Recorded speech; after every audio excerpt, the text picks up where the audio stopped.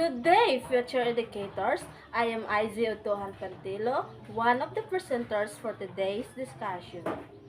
So, my assigned topic is all about the Western style. First, we need to discuss about abstraction. Abstraction, it is an part in painting which this does not attempt to represent an accurate depictions of visual reality but instead use colors, shapes, forms, and textural marks to achieve its effects. So now, as you can see here the picture, abstraction in art is prioritize the expressions of ideas, emotions through non-representational forms, colors, shapes, rather than realistic depictions. Here examples include works by Kandinsky and Mondrian which use geometric shapes, vibrant colors to invoke feelings and concepts. The second is Expressionism. It is sometimes called emotional realism, in the style that sought to express meaning or emotional experience rather than physical truth.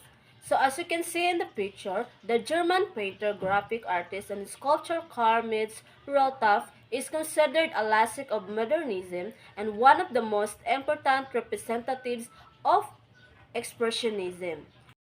So, expressionism, it conversely focuses on conveying intense emotions and subject experience. So, the artists use distorted forms, bold colors, and exaggerated brushstrokes to express the inner feelings.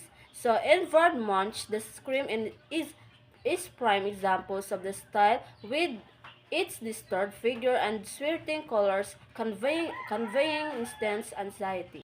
So, the third is Baroque. Baroque is characterized by dynamism, a sense of motions, which is augmented by extravagant effects, sharp curves, rich decorations. Among the significant Baroque painters are Caravaggio, Rembrandt, Rubens, Velasquez, Poussin, and Vermeer. So the image shows Boy Pelling Fruit by Caravaggio. It is exemplifying the dramatic, lightning, detailed textures, and sense of movements implied in the subject's action. So the fourth next is expressionism. It is a type of representing the real life subject with emphasis on the expressions left in the artist's perceptions, particularly the effect of lights on the objects used as subject.